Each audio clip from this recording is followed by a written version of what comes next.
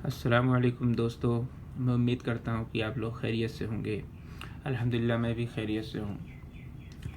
تو آج میں مسجد نبوی کی تعمیر کے بارے میں بتانے والا ہوں کہ جس جگہ مسجد نبوی بنائی گئی وہ زمین کس کی تھی اور آپ نے کس طرح سے اسے حاصل کیا اور کس طرح سے مسجد بنائی گئی، اور جس وقت مسجد بنائی گئی تو قبلہ بیت المقدس کی طرف تھا، بعد میں قبلہ بدل دیا گیا اور وہ کعبہ کی طرف کر دیا گیا۔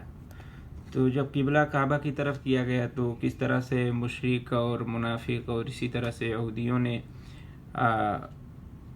برا بھلا کہنا شروع کیا، کچھ الٹے کمنٹ کرنے شروع کیے، تو اس کے جواب میں اللہ تعالیٰ نے کیا فرمایا، یہ سب میں آپ کو انشاءاللہ تفصیل کے ساتھ بتاؤں گا۔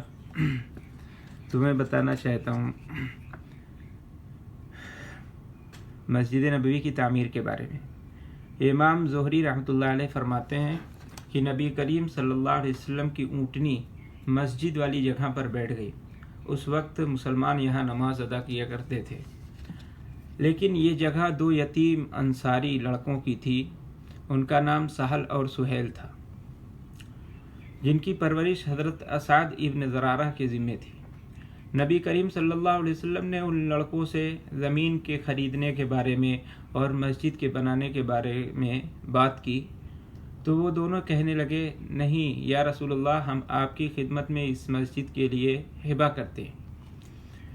تو آپ نے اسے منظور نہ فرمایا بلکہ اسے 10 دینار کے بدلے خرید لیا، اور اس میں اس وقت صرف 4 دیواریں تھیں، نہ چھت تھی اور کچھ ایسا نہیں تھا جو آرام کے سبب ہو، اور اس کا قبلہ اس وقت قبلہ کا رخ بیت المقدس کی طرف تھا۔ تو نبی کریم صلی اللہ علیہ وسلم کی تشریف آوری سے پہلے اسعد ابن زرارہ یہیں پر مسلمانوں کو نماز پڑھایا کرتے تھے، اور اس میں کچھ درخت بھی تھے اور مشرکین کی قبریں بھی تھیں۔ تو رسول اللہ صلی اللہ علیہ وسلم کے حکم کے مطابق مشرکین کی قبریں اکھاڑ دی گئیں، یعنی ختم کر دی گئیں، اور درختوں کو کاٹ دیا گیا، اور قبلہ کی طرف سے مسجد کو ہموار کر دیا گیا، یعنی برابر کر دیا گیا پورا۔ اور مسجد کے قبلہ سے پیچھے تک اس کی لمبائی، یعنی اس زمین کی لمبائی جو ہے، لمبائی 100 گز تھی اور چوڑائی تقریباً 100 گز یا اس سے کچھ کم تھی، اور بنیادیں تقریباً 3 گز تھیں۔ اس کے بعد کچھ کچی اینٹوں سے مسجد کی تعمیر شروع ہوئی۔ تو رسول اللہ صلی اللہ علیہ وسلم بھی تعمیر میں حصہ لیتے، اور اینٹ اور پتھر اس طرح سے لا کر کے رکھتے تھے، اور یہ پڑھا کرتے تھے آپ صلی اللہ علیہ وسلم، اللہم لا عیش الا عیش الاخرہ فاغفر للانصار والمہاجرہ۔ اے اللہ، زندگی صرف آخرت کی زندگی ہے، بس انصار اور مہاجرین کو بخش دے۔ اور اسی طرح سے صحابہ کرام بھی کچھ پڑھا کرتے تھے، وہ اس کا ترجمہ ہے اردو میں، اگر ہم بیٹھے رہیں اور رسول اللہ کام کریں تو یہ ہماری غلطی ہوگی۔ آگے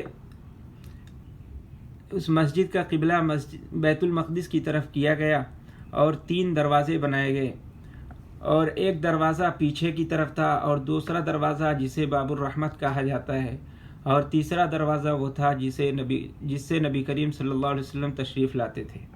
اور مسجد میں جو ستون بنایا گیا وہ کھجور کے تنوں کا تھا، اور چھت جو تھی کھجور کے پتوں کی تھی۔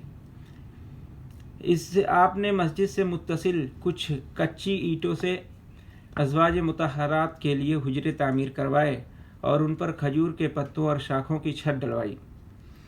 جب اس کام سے فارغ ہو گئے تو مسجد کے مشرقی حصہ سے ملی ہوئی جگہ میں حضرت عائشہ رضی اللہ تعالیٰ عنہ کا ایک حجرہ تعمیر کیا، اور اسی طرح سے حضرت سودا رضی اللہ تعالیٰ عنہ کے لیے دوسرا حجرہ تعمیر کروایا۔ پھر آپ نے مہاجرین اور انصار کے درمیان اخوت یعنی بھائی چارگی کا رشتہ قائم کیا۔ یہ کل 90 آدمی تھے، اس میں آدھے مہاجرین تھے اور آدھے انصار تھے۔ غزوہ بدر تک یہ آپس میں ایک دوسرے کے وارث ہوتے تھے۔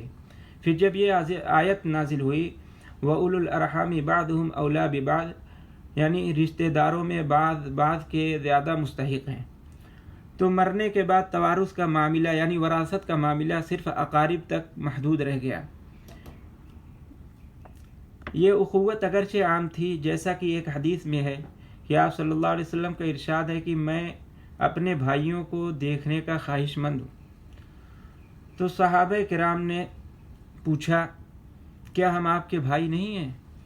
تو آپ نے فرمایا کہ تم لوگ میرے ساتھی ہو، میرے بھائی وہ ہیں جو میرے بعد آئیں گے اور مجھ پر بغیر دیکھے ایمان رکھیں گے۔ اور نبی کریم صلی اللہ علیہ وسلم نے مدینے کے یہود سے صلح کیا، معاہدہ کیا اور ایک عہد نامہ لکھا گیا، اور یہودیوں کے ایک بڑے عالم یعنی عبداللہ ابن سلام نے اسلام قبول کر لیا تھا، لیکن عام یہودی کفر پر قائم تھے۔ اور یہاں یہود کے قوم کے بارے میں بتا رہے ہیں کہ قوم یہود کے 3 قبیلے تھے، ایک بنو قینقاع، دوسرا بنو نذیر اور تیسرا بنو قریظہ۔ تینوں نے آپ صلی اللہ علیہ وسلم سے جنگ کی۔ آپ نے بنو قینقاع پر احسان فرمایا اور بنو نذیر کو جلا وطن کر دیا اور بنو قریظہ کو قتل کیا اور ان کی اولاد کو غلام بنا لیا گیا۔ بنو نذیر کے متعلق سورہ حشر میں اور بنو قریظہ کے متعلق سورہ احزاب میں بیان کیا گیا۔ مدینہ میں آپ بیت المقدس کی طرف رخ کر کے نماز پڑھتے تھے اور حضرت جبرائیل سے یہ فرمایا تھا کہ میری تمنا ہے کہ اللہ تعالیٰ میرے روح کو یہود کے قبلے سے پھیر دے۔ انہوں نے کہا کہ میں تو بندہ ہوں، آپ اپنے رب سے دعا کیجئے اور اس سے سوال کیجئے۔ یہ سن کر آپ امید باندھے اور آسمان کی طرف دیکھتے رہے تو پھر یہ آیت نازل ہوئی، قد نرى تقلب وجهك في السماء، ہم آپ کے آسمان کی طرف رخ کرنے کو دیکھ رہے ہیں۔ یہ واقعہ مدینہ تشریف آوری کے 16 ماہ بعد یعنی 16 مہینے کے بعد یعنی غزوہ بدر سے 2 مہینہ پہلے ہوا، اور اس میں بڑی حکمتیں تھیں۔